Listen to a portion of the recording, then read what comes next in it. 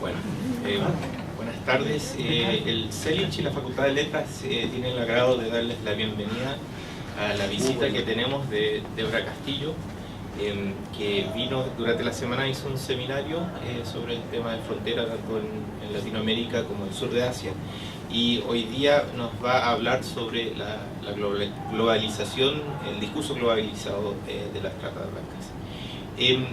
Para darles un poquito de información para que conozcan a Débora, voy a contarles un poquito sobre ella.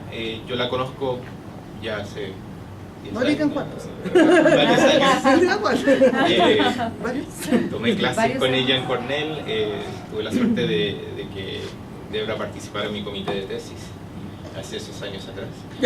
Y bueno, Débora Castillo es la Stephen H. Weiss Presidential Fellow, profesora Emerson Hinchcliffe de Estudios Hispánicos y académica de literatura comparativa en la Universidad de Cornell, donde también se desempeña como la directora del programa de estudios latinoamericanos. Débora se especializa en narrativa contemporánea, estudios de género, estudios de frontera y teoría postcolonial. También dirige y coordina el programa de producción de teatro hispanoamericano Teatro Taller.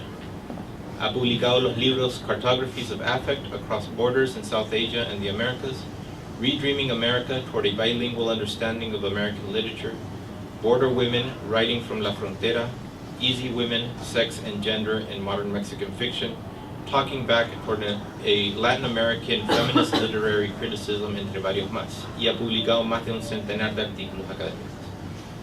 Débora es parte del comité editorial de varias revistas académicas, incluyendo Diacritics y Latin American Literary Review. Su enfoque de investigación más reciente es el concepto heterogéneo de frontera en el sur de Asia y Latinoamérica. Durante los últimos años ha viajado a Calcuta y Delhi para desarrollar un proyecto de investigación junto a la académica Kavita Panjabi de Calcuta y otros colegas de la región.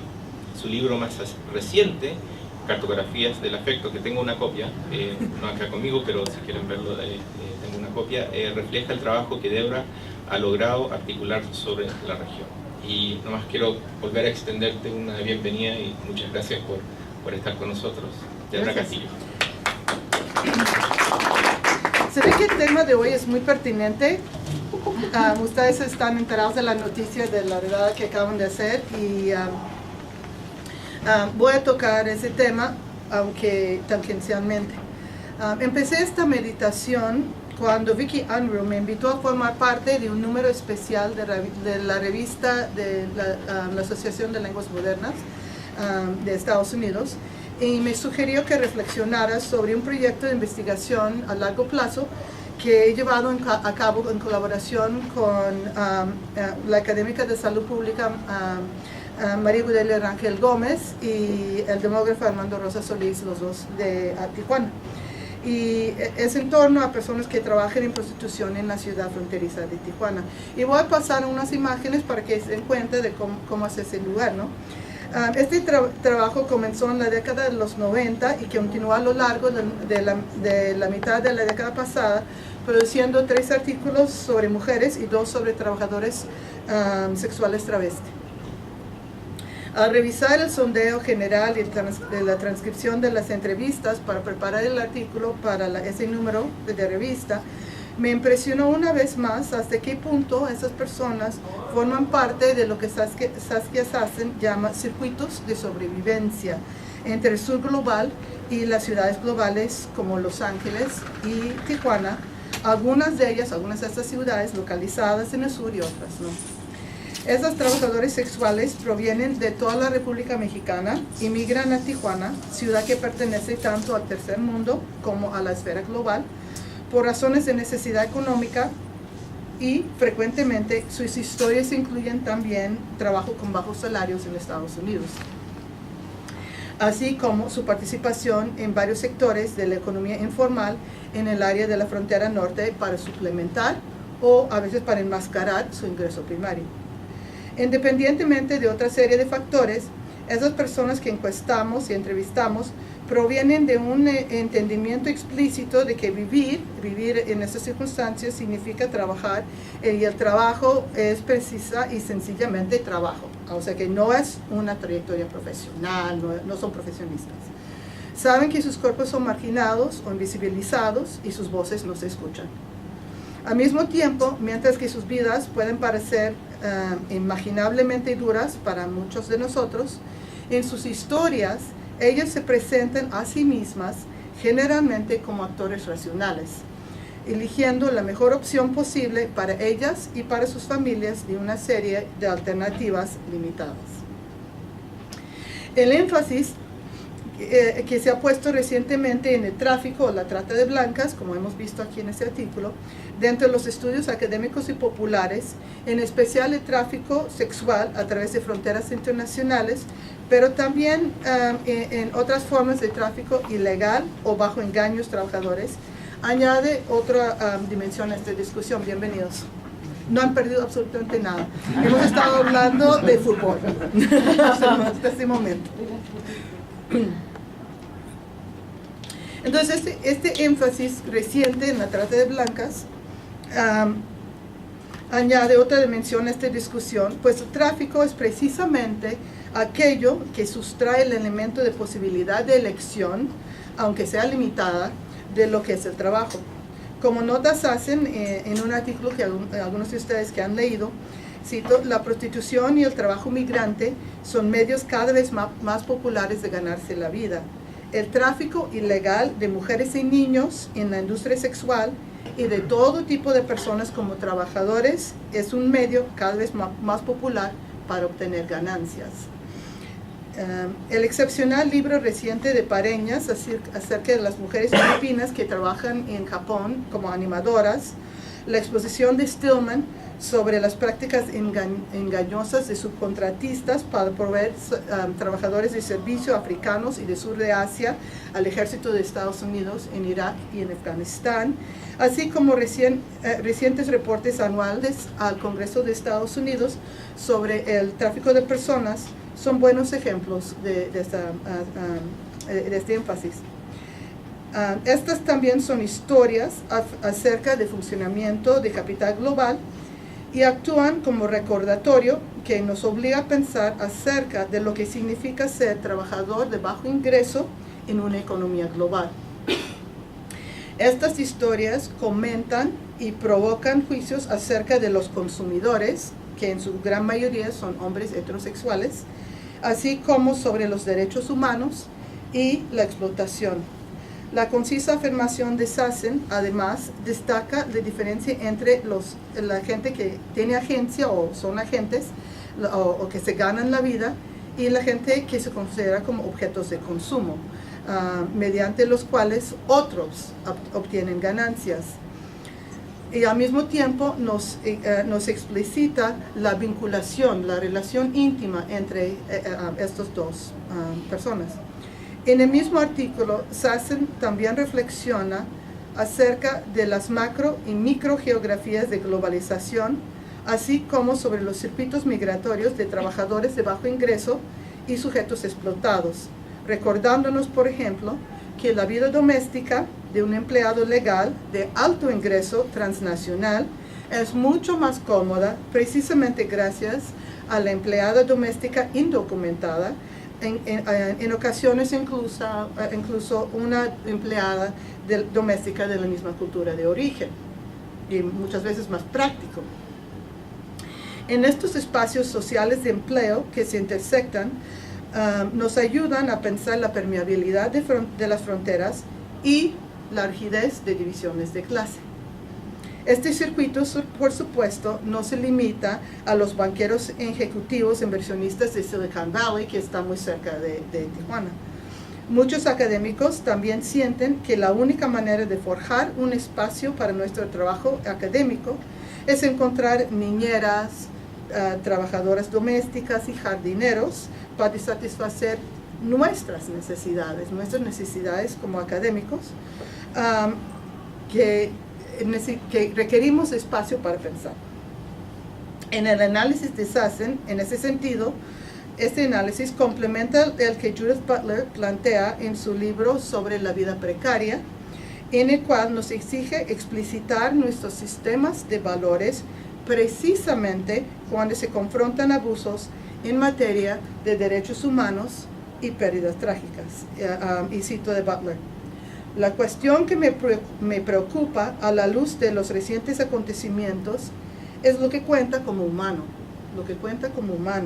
las vidas que cuentan como vidas, y finalmente lo que hace que una vida valga la pena.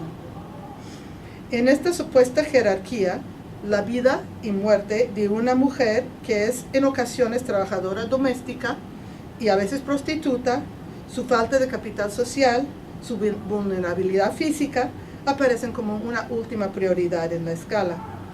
Ella pertenece a una clase que se piensa en términos de ser parte de una humanidad en exceso y por lo tanto prescindible en ambos lados de las fronteras internacionales.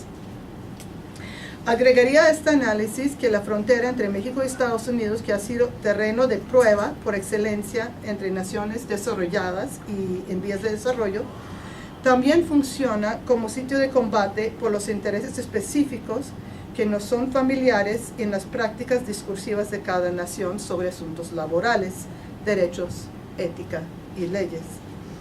Las fronteras friccionan estos discursos, pues destacan sutiles, o a veces no tan sutiles, diferencias entre estos conceptos en distintos entornos nacionales.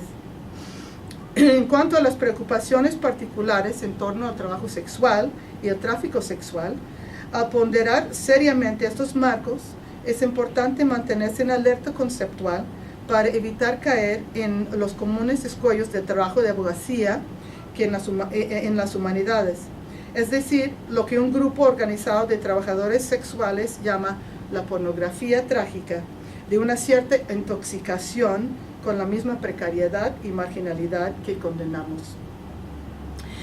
Doy un ejemplo que a lo mejor les es familiar. Un ejemplo que lidia con la frontera entre México y Estados Unidos es la película de Michael Kruzpainter de 2007, Trade, que no sé cómo le llaman aquí en México, le pusieron Crimen sin perdón, y en España El precio de la inocencia, o sea que tiene diferentes nombres internacionales, pero en Estados Unidos se llama Trade, que es acerca del circuito de tráfico sexuales que atrae a mujeres del extranjero y a la vez secuestra a chicas menores de edad mexicanas. La película está basada en un artículo muy elogiado de Peter Landsman, publicado en el New York Times, o sea que de una presencia muy importante, que se intitula The Girl Next Door. Entonces esa película les propongo, y no voy a entrar en análisis, pero les propongo esa película es exactamente esa intoxicación con la pornografía de la prostitución, la pornografía trágica. Especialmente porque la ética se ha vuelto área de estudio tan popular recientemente, es necesario recordar continuamente nuestros prejuicios sociales y disciplinarios cuando el trabajo académico se intersecta con estos temas tan tradicionalmente estigmatizados. Entonces, y aquí unas muchachas trabajando en la calle en México, que el uniforme de escolares es notable. ¿Cómo se intersectan con una presunta ley universal, natural, por ejemplo, como la Declaración de Derechos Humanos Universales, las diferencias entre códigos legales, los códigos legales, diferencia de códigos legales entre México y Estados Unidos, por ejemplo? ¿O cuál es la relación entre lo humano y los derechos? No es completamente evidente, claro. ¿Qué es la diferencia entre un trabajo y una profesión? ¿Qué significa esa diferencia? ¿Cómo mediamos los discursos de rescate y de libre elección? ¿Cuáles son los efectos de género en los circuitos de sobrevivencia y de migración? Y quizás más banalmente, ¿qué hago yo, una humanista, en estos bordes disciplinares y nacionales? ¿Y cuál es mi responsabilidad como académica con estas personas que han compartido con nosotros sus vidas y sus historias y sus inquietudes? Continuemos con el ejemplo del discurso de trata de blancas. Gretchen Sunderland establece un argumento sólido al decir que la denominada guerra global contra el tráfico, sobre el tráfico sexual, ha sido en gran medida definida y dirigida por y desde los Estados Unidos, y que se le ha dado mayor atención tras el discurso que Bush pronunció en 2003 en las Naciones Unidas. Sunderland percibe este discurso como una familiar táctica de dar gato por liebre y desviar la atención mundial de la guerra de Estados Unidos en Irak, en la que Bush, en una conveniente, bien ensayada variación de la melodramática narrativa familiar de esta pornografía trágica, dedica la tercera parte de su discurso a un llamamiento a acción en la que evoca los males de esclavitud sexual, habla de los sucios burdeles, que son casi prisiones, las víctimas menores de edad aterrorizadas, las virtuosas operaciones de rescate. Ahora, quiero aclarar y que nadie duda que el tráfico sexual existe. Y es un crimen terrible, y estamos viendo aquí en Chile las redadas, y es un crimen muy importante. Pero el tema que quiero enfatizar no es eso, no es el aspecto del crimen, sino lo que está funcionando en ese discurso de rescate. Sunderland nos pide pensar un poco más cuidadosamente sobre esa prestidigitación política que representa el discurso de Bush, así como el cargado lenguaje de rescate empleado por muchos grupos de abogacía que en general provienen de presupuestos sin explorar acerca de un desorden, sobre todo cuando es de Estados Unidos hacia México, por ejemplo, hacia otros países, desde un presupuesto de desorden del tercer mundo, virtud del primer mundo, y divide implícitamente a los trabajadores o las trabajadoras sexuales en grupos mutuamente excluyentes de pecadoras malignas por un lado y víctimas inocentes por otra. A través de su historia en la periferia de dos naciones, la ciudad fronteriza de Tijuana ha sufrido un estigma generalizado de ser el espacio desordenado de tercer mundo, una ciudad de pecado, en tanto para los estadounidenses como para los mexicanos. Por consiguiente, Tijuana ha sido relegada a la periferia del cuerpo político mexicano y rechazada por la mayoría en los Estados Unidos como una ciudad abyecta, contaminada y peligrosa, con todas las desventajas que esto implica para sus habitantes y todo el potencial que estimula en los visitantes nacionales e internacionales. Esta reputación de anarquía e ilegalidad se reproduce en la imaginación de los turistas sexuales de los Estados Unidos, en donde Tijuana figura frecuentemente como una suerte de puesto fronterizo cinematográfico o cinemático del lejano oeste, repleto de sexo ilícito y drogas ilegales. Así, un investigador, y se autodenominan investigadores, un investigador del mundo del sexo renumerado en la ciudad, en un foro de internet, le llama a la ciudad de Tijuana pure south of the border, puro sur de la frontera. A este bar en particular, el establecimiento Adelita, en la zona roja. Mientras que otro cliente lo describe este establecimiento como, cito, entrar en un bordel de una película del lejano oeste. Entrar en un bordel de una película del lejano oeste. En ambos casos, el atractivo para el turista estadounidense es la recuperación de una cierta cualidad viril asociada con la versión hollywoodense del pasado que presumiblemente se habrá perdido en los Estados Unidos de hoy en día. O sea, ir a un pasado imaginario. Desde el centro de México, por otra parte, el problema con la frontera puede adscribirse a un tipo diferente de americanización. No a un pasado hollywoodense, sino a uno que se arrastra desde un futuro proyectado, posapocalíptico. Carlos Monsiváis, por ejemplo, subraya los costos políticos, sociales y culturales de la tradicional división entre la Ciudad de México y el resto del país. Y cito, Desde principios del siglo XX, cunde una idea. La provincia es irredimible. Quedarse es condenarse. Fin de cita. Contaminados por un contacto demasiado frecuente con los Estados Unidos, los habitantes han supuestamente perdido la moral que los rige en el resto del país y que aún guía el resto del país, y han caído en lo fatídico de consumerismo, del cual el comercio sexual es un ejemplo cliché. Tijuana es, por supuesto, una ciudad global. El boom industrial de los años 90 la convirtió en un imán para trabajadores migrantes del resto del país con la industria maquilera, de maquiladoras. Si bien desde Estados Unidos puede parecer un puesto fronterizo del tercer mundo, es, aún en la segunda década del siglo XXI, una de las ciudades más prósperas de México.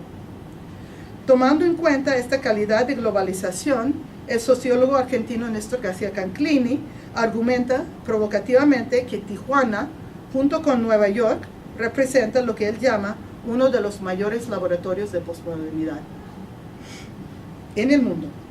Es una comparación que nosotros de Nueva York a lo mejor no encontramos extraña, ¿no? En estos no intercambios, desde el lado de Estados Unidos, el otro es el encuentro con el pasado. El encuentro con el otro es el encuentro con el pasado. Mientras que del lado mexicano es un futuro americanizado. Cito de un mexicano-americano. El administrador de una planta de montaje o una maquiladora cerca del aeropuerto predice que pronto todo México se verá como Tijuana. Tijuana es un parque industrial en las afueras de Minneapolis. Fin de cita. Nueva York, Minneapolis o un burdel del lejano oeste. Lo que tienen en común es una demanda de atención que se basa en la comprensión compartida de un sistema económico que viene del norte y que implícitamente conlleva a una escala de derechos a través de la cual ciertas vidas del denominado tercer mundo se califican como población prescindible. O sea, exceso neoliberal por un lado y la pérdida por otro. Algo que Anne McClintock considera parte integral de procesos coloniales y del poder colonial. Al mismo tiempo, o asimismo, como notas hacen, describe la localización y condición de sobrevivencia de esos cuerpos migrantes. Para las personas trabajando en los numerosos establecimientos y en las calles de la zona roja, vivir en Tijuana implica elecciones éticas vinculadas con su necesidad de comida, maquiladora o prostitución. Son dos opciones, ¿no? Con sus necesidades de comida, vivienda y de manera más amorfa también tiene que ver con la necesidad de conexión con sus prójimos y con un sentido de comunidad. La frontera solo vuelve estos asuntos más visibles porque es precisamente su naturaleza crear oportunidades. Entre los diversos reportes que el gobierno federal de Estados Unidos ha llevado a cabo en torno al tráfico sexual, el estudio de Sheldon Zhang sobre Tijuana resulta ser una lectura fascinante. Sucede que, contra las expectativas originales del investigador, el tráfico sexual no parece ser un gran problema en Tijuana, resultado que él adscribe a una faceta diferente de la globalización a la que en general alumbran los reportes de Estados Unidos sobre el tema con relación al tercer mundo. Escribe: los hallazgos en este estudio claramente señalan un complejo problema social y legal que surge debido al mundo cada vez más globalizado y comercializado. La actividad sexual comercial es mucho más compleja de lo que generalmente se retrata en los medios noticiosos o en los grupos de apoyo y abogacía, o que los grupos de apoyo y abogacía muestran. En fin, al tiempo que comprende el intenso compromiso de los individuos que trabajan en los grupos de abogacía que entrevistó, encuentra poca evidencia de coerción en Tijuana o en San Diego, y se preocupa de que se aliente con becas los estudiosos y la gente de los ONGs para producir reportes distorsionados que describen el tráfico sexual como una práctica extendida con necesidad de servicio que superan por mucho sus recursos, de manera que ellos pueden mantener sus niveles de financiamiento. Muy problemático. Ahora bien, la abogacía en general se define por una meta a largo plazo para trabajar hacia su propia obsolescencia. O sea, estamos luchando para el día que ya no hay necesidad de esos servicios. Pero el conflicto es que a corto plazo, irónicamente, el trabajo de abogacía está basado en la suposición de que hay una robusta población trabajadora y que trabajan en sitios múltiples y complejos y que necesitan nuestra ayuda. Zhang tiene razón a preocuparse sobre los grupos que están cayendo en comportamientos irresponsables, así como sobre la presión del gobierno de Estados Unidos que trae a primer plano el tráfico, que funciona como ilustración clave de la invasión de la moral y de los espacios geográficos del país del norte a manos del tercer mundo. Los reportajes en los medios de comunicación populares refuerzan este miedo, junto a la convicción vinculada que presupone la virtud de Estados Unidos al enfatizar rescate de las mujeres y niñas victimizadas, y el problema es que lo hacen sin proyectos reales para crear opciones viables para esta clase trabajadora, que al fin y al cabo es una clase trabajadora.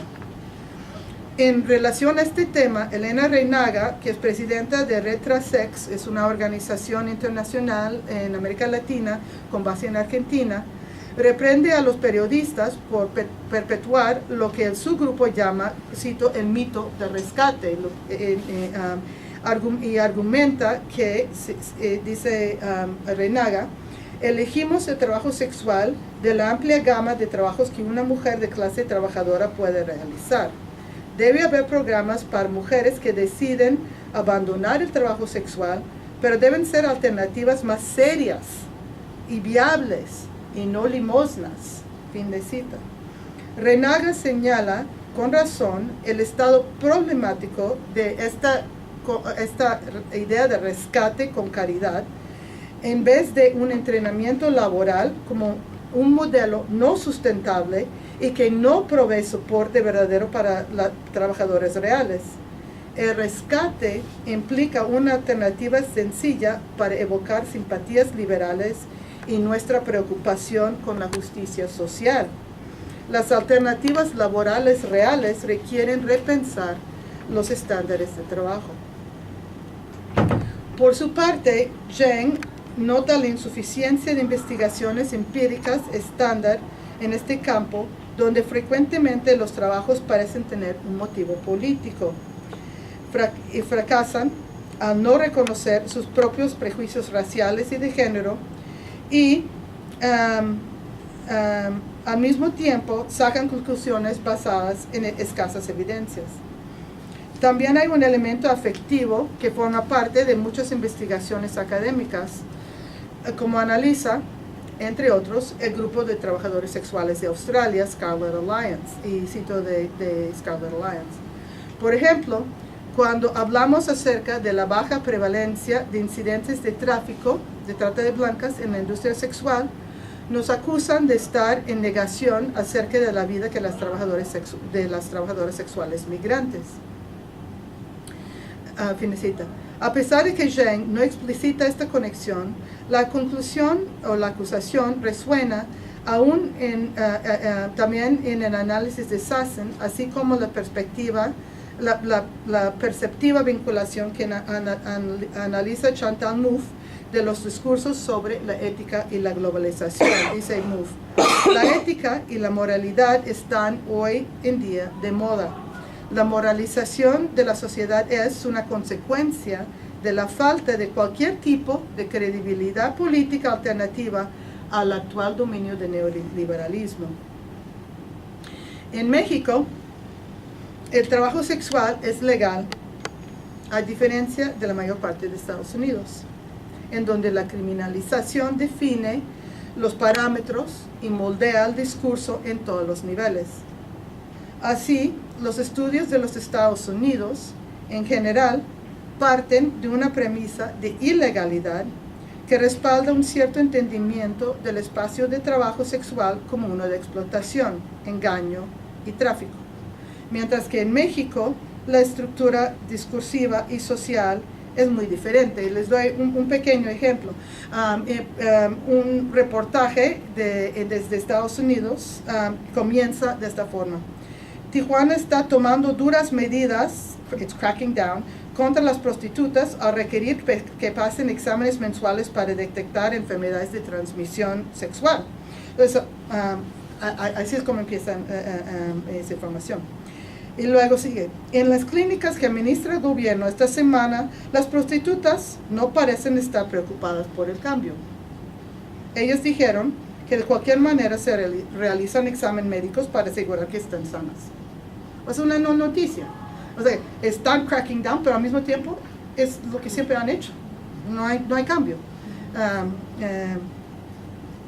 Esto no niega el hecho de que hay explotación en México, y sí hay, obviamente, sino que solo señala que las estructuras discursivas, disciplinarias que provienen del norte pueden representar erróneamente a la información derivada del sur. Por ejemplo, Shane entrevista al administrador de un establecimiento de alto nivel que dice: siempre tenemos mujeres en lista de espera. Siempre tenemos mujeres en lista de espera, incluyendo mujeres de grandes ciudades de todo México y de Estados Unidos, de San Diego, por ejemplo, que envían fotografías, envían videos como adelantados como una entrevista de trabajo. Es una solicitud formal. El establecimiento examina esta solicitud y cuando escoge a la empleada, arregla su viaje. Es una distorsión que nosotros podríamos imaginar que en Estados Unidos se califica como tráfico, porque están traficando mujeres, están mandando su pasaje. Pero incluye migración de Estados Unidos, migración voluntaria de Estados Unidos hacia México en busca de mejores oportunidades de trabajo. Interesante. En ocasiones es un desafío juzgar en contextos como estos lo que es lo que las trabajadoras ven como el balance de pérdidas y ganancias.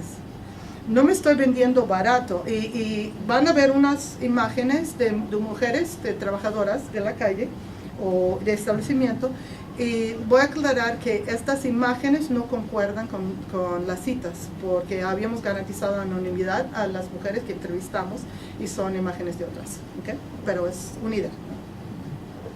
No me estoy vendiendo barato, dice una mujer al entrevistador de Jane, insistiendo en su profesionalismo. Tomo mi trabajo en serio. Jane cita los resultados de nuestro trabajo anterior y también su estudio de 2010. En ese estudio encontró que la gran mayoría de estas mujeres toman libremente la decisión de entrar en la industria sexual, pues es la mejor posibilidad dentro de sus limitadas opciones. Y Sheng añade posteriormente, como conclusión, estas mujeres irradian agencia y resistencia en oposición a la lástima o culpabilidad. Inclusive después de repetidos sondeos de los entrevistadores, la mayoría de las mujeres no se perciben a sí mismas como víctimas indefensas ante cualquier abuso. Estaban lúcidas y enfocadas. Fin de cita. Nuestras entrevistas a fondo con trabajadoras sexuales rastrean agotamiento o indignación, pero no miedo acerca de sus condiciones de trabajo. Al mismo tiempo, las narrativas indican una mezcla de afectos cuando piensan acerca de sus circunstancias y las necesidades de su familia. Una primera lección que la frontera nos enseña, entonces, es evitar declaraciones categóricas y analizar las opuestas confrontaciones entre el discurso de derechos universales y las de la facultad de agencia. Desde una perspectiva, estas mujeres son sujetos abyectos cuya interpolación en las economías neoliberales las prive de capacidad de elección. Aún así, ellas no parecen verlo de tal modo, a pesar de que están conscientes de que sus opciones son limitadas, o incluso cuando la elección per se siempre es un arriesgado prospecto para mujeres de clase baja. En las entrevistas con ellas, una de las preguntas que formula mi colega Gudeder Rangel es: ¿por qué comenzaste a trabajar en este ambiente? Ellos dicen ambiente de noche, el ambiente de noche. Sus respuestas son sugerentes. Varias mujeres describen decisiones basadas en economías transfronterizas, incluyendo el abandono de padres que cruzaron hacia Estados Unidos y ya no las mantienen, o una decisión de que la prostitución en Tijuana es preferible al trabajo doméstico en San Diego. Una mujer comenta: porque nos separamos mi esposo y yo me quedé con 4 hijas, y él se fue para el otro lado, Estados Unidos. Y pues mi mamá quedó viuda, y yo no quería sentirme dependiente de alguien. Yo me quise independizar, que nadie me estuviera diciendo nada, yo sacar adelante mis hijas.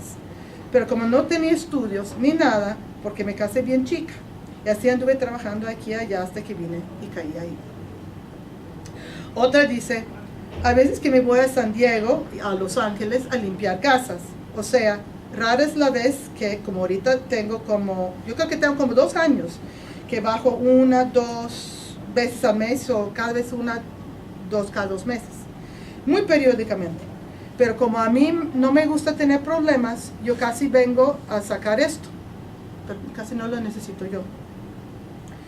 Puede parecer sorpresivo que para muchos de nosotros que pensamos ser empleadores, progresivos, benevolentes, puede parecer sorpresivo, saber que hay mujeres que han limpiado nuestras casas o que han trabajado como niñeras para nuestros hijos, que para cuando se dan otra alternativa, eligen y prefieren por razones financieras el trabajo sexual remunerado, acostándose con nuestros hombres. Así como prefieren mantenerse dentro de comunidades locales en donde se sienten cómodas con su cultura, donde pueden hablar su propio idioma y también tienen la oportunidad de criar a sus propios hijos localmente en vez de confiárselos a una cuidadora que está geográficamente distante.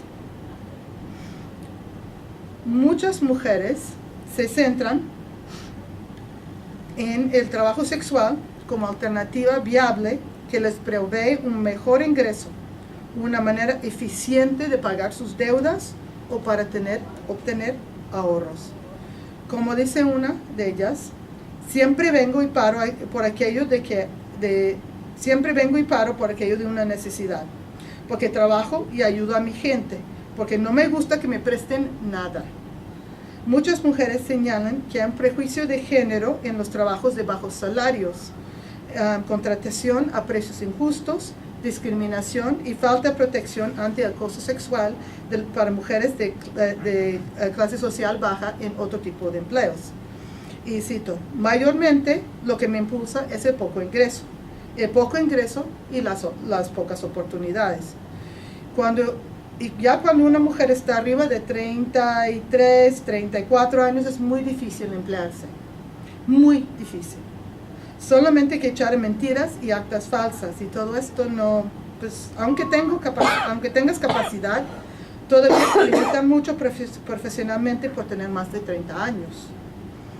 Y un comentario final revelador: pues precisamente lo mismo de toda la vida, o sea que la respuesta a la pregunta ¿por qué trabajan en el ambiente de noche?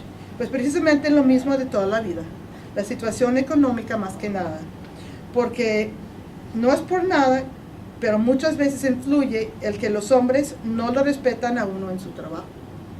Cuando uno está tratando de llevar una vida tranquila, tienes que estar cambiando de trabajo cada rato, porque o te metes con tu patrón o te sacan, ¿no?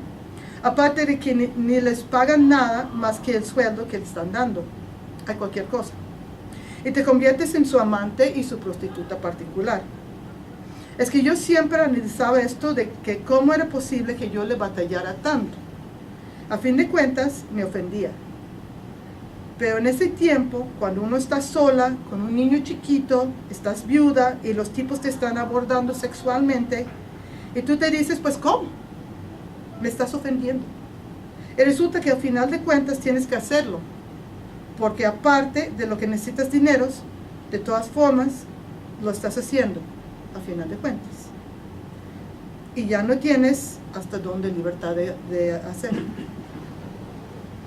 La perceptiva valoración de esta mujer señala una continuidad de trabajo con el trabajo con baja remuneración en México, en particular con los tipos de presión que experimentó en el sector de las industrias de servicio. Ella describe haber trabajado en restaurantes, en una zapatería y hacer trabajo de limpieza, y entonces le han acosado el dueño el patrón. Al trasladarse de un tipo de industria de servicios a otra, incluyendo el servicio, el trabajo sexual se llama servicio, es un servicio que hacen, que es lo que provee la trabajadora para el cliente, ella se dedica a hacer una atenta valoración de la imposibilidad de elegir en ciertas condiciones de trabajo, así como la paradójica mayor capacidad de elección que experimenta en la industria que convencionalmente es moralmente irreprochable. Además, si pensamos a través de las ciudades globalizadas, desde Tijuana hacia Nueva York, y analizamos la cuestión de servicio de una manera aislada, separamos la idea de servicio, eliminando el estigma de criminalización y el frecuente tono moralizador, podemos observar un sorprendente paralelo con las prácticas del sector de industria de los servicios también en Estados Unidos, que es el primer mundo.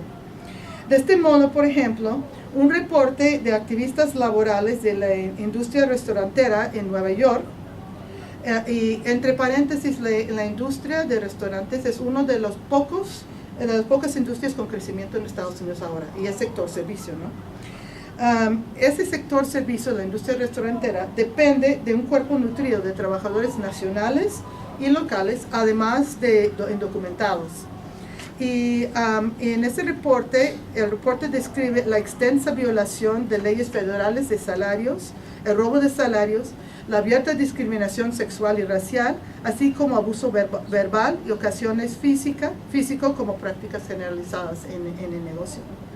O sea, es un factor de industria de servicio en todas partes. Otro signo de nuestros tiempos transnacionales y neoliberales. Se puede concluir que las condiciones de explotación en el trabajo son endémicas a la industria de servicio en general y no a los machistas mexicanos en particular, ni a los clientes de trabajadores sexuales o al trabajo sexual. Si el contexto de la industria de servicios en Estados Unidos nos ayuda a pensar cómo volver a articular un discurso de derechos en la organización de género en el trabajo transnacional, entonces también el énfasis en el tráfico y rescate descubre prejuicios en torno al trabajo sexual en particular. En general, nuestro proyecto, el proyecto de Gudelia y Armando y mío, descubre prejuicios en torno a nuestro proyecto se ha preocupado por descubrir la manera en que los prejuicios implícitos dan forma o deforman las supuestas hipótesis objetivas que afianzan el trabajo académico en las ciencias sociales, biológicas, epidemiología, por ejemplo, así como en el análisis en los análisis matemáticos y estadísticos. Esto no es solamente un problema teórico. En tanto, estos estudios científicos tienen un rol importante en la definición de políticas públicas. Estamos particularmente preocupados que reflejen adecuadamente la materia que analizan, o en peores casos, reconozcan al menos los efectos potenciales de sus propios prejuicios. En análisis del proceso de tráfico, generalmente se enfoca en rescate de la mujer, es un bien normal, al tiempo que presta mucha atención o presta mucho menos atención al rol censurable que representan los clientes o los consumidores de primer mundo que adquieren estos servicios. hombres que solo ligeramente que son solo ligeramente menos demonizados que los traficantes mismos. Cuando volteamos a ver a los clientes en el contexto de análisis de sus elecciones, descubrimos un ámbito diferente a la de la sencilla relación entre proveedor-consumidor. El objetivo de la trabajadora sexual es proveer una experiencia de consumo satisfactoria. En parte, para tornar el servicio menos oneroso para ella misma, y en parte, para asegurarse de que el cliente repetirá. No. En este punto, el reciente trabajo de Yasmina Katsules en Tijuana confirma nuestras conclusiones anteriores.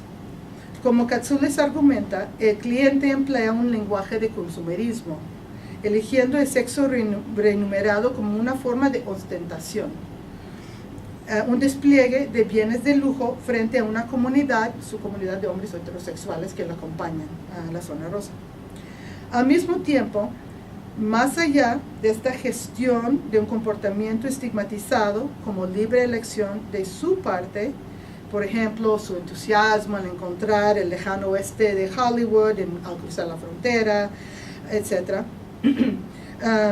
Más allá de esta gestión, corresponde otras conjeturas y suposiciones acerca del rol de las mujeres, en los que los clientes imaginan una forma más tradicional y anacrónica de una sociedad que no ha sido tocada todavía por las políticas de igualdad de género de los Estados Unidos, por ejemplo. Los clientes, como dice Katsules, asumen una política de diferencia basada incorrectamente en prácticas y valores culturales, que las mujeres mexicanas son más tradicionales y todavía no han llegado a esta libertad de género o igualdad de género que les preocupa tanto a cierto grupo de hombres heterosexuales de Estados Unidos. En un fascinante y sugerente estudio, O'Connell-Davidson amplía esta observación analizando el entendimiento de parte de los clientes de que sus acciones, el entendimiento de los clientes de sus acciones en relación a lo que ellos consideran la ley natural. Como advierte O'Connell-Davidson, esto no es una nostalgia generalizada de pasado mítico, sino un deseo de parte de ellos de reivindicar poderes muy específicos. Para los clientes, la ley natural define otra forma natural de derechos de género, mismos que tienen que negociar junto con las reivindicaciones acerca del consumo. La elección del cliente en este sentido significa invertir en la fantasía de un paraíso perdido en el cual los hombres heterosexuales controlan justamente las vías de poder.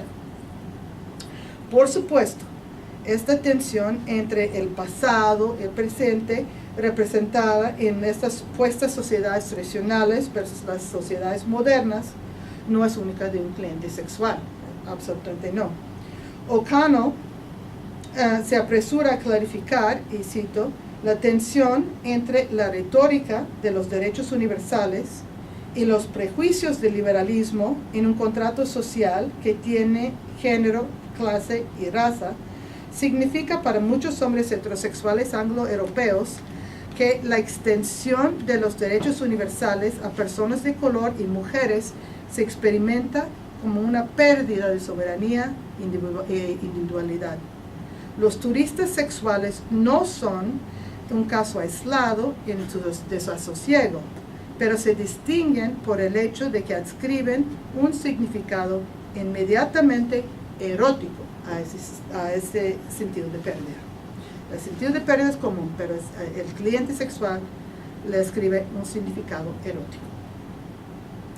De este modo, en México, el cliente blanco, heterosexual, estadounidense prototípico, por la duración del servicio, momentáneamente recobra una superioridad fantasiada que supone que es suya en virtud de su sexo, nacionalidad y raza, pero que experimenta a través del conocimiento de su continua pérdida en el norte global. pues las mujeres de su propio país no reconocen o aceptan este derecho natural de dominio masculino. Esta interacción entre elección y pérdida no es particular del mundo de sexo remunerado, por supuesto. El estudio clásico de McClintock del individuo colonial nos recuerda que bajo el colonialismo particularmente hay, y cito, pavor de una catastrófica pérdida de límites o implosión acompañada por un exceso del orden limítrofe y de fantasías de poder limitado. Voy a repetir eso porque está medio complicado. Hay pavor de una catastrófica pérdida de límites acompañada por un exceso de orden limítrofe y fantasías de poder ilimitado. Sin embargo, aún hay un cambio de perspectiva más significativo. La segunda lección que la frontera nos enseña es que cambiar nuestro núcleo de análisis cambiarlo del norte hacia el sur, para poder pensar la modernidad globalizada desde otra perspectiva e indagar en la periferia tanto de países como de costumbres. Finalmente, aquí estoy llegando a mis conclusiones. La naturaleza de la investigación interdisciplinaria también plantea otra serie de preguntas relevantes. En el reconocimiento de diferentes formas de acción libre, hay implicaciones para nuestro trabajo como investigadores y pedagogos. ¿Cuál es la misión de nuestro trabajo académico? Esta conversación depende de nuestra voluntad y habilidad de hablar y escuchar a través de muchas fronteras del trabajo intelectual que damos por sentado. Hay que respetar que el trabajo no responde sencillamente o simplemente a nuestra teoría y a nuestros deseos. Carrie Nelson agregaría que el objetivo de las humanidades hoy en día debería de ser, y cito, inquietar el conocimiento y las suposiciones de manera más fundamental de lo que cualquier examen puede o debe calificar. Fin de cita. Tomamos en serio el reto de pensar con respeto la etnografía y la epidemiología e inquietar sus afirmaciones, al tiempo que trazamos nuestro camino a través de fronteras políticas y de clase, a través de trabajo académico y trabajo de servicio. En este sentido, este proyecto colaborativo involucra trabajo de campo, investigación activa y activista, en vez de una forma más especulativa de análisis. En lo personal, me ha dado oportunidad de volver a comprometerme con lo que me hizo llegar a la academia en un principio. Ha sido un reto aprender las diferentes maneras en las que el conocimiento está estructurado en otras disciplinas y cómo esas estructuras abren posibilidades para pensamiento, precisamente porque nos cegamos en los límites disciplinarios. La rendición de cuentas está de moda hoy en día, pero también es un compromiso y también hay un contrato implícito, sobre todo un contrato implícito con estas mujeres y gente trans. En general, los investigadores que llegamos al mundo del trabajo sexual desde fuera tendemos a reducir sus complejidades a una visión única y llana. Una de las mujeres nos interrumpió repentinamente con el siguiente comentario, cuando le estabas haciendo un montón de preguntas. Y dijo: mi vida es mía. Yo vivo una vida normal, como usted, como cualquier otro ser humano. Como usted, como cualquier otro ser humano. Le debemos a ella no ser condescendientes con sus elecciones. Muchas gracias.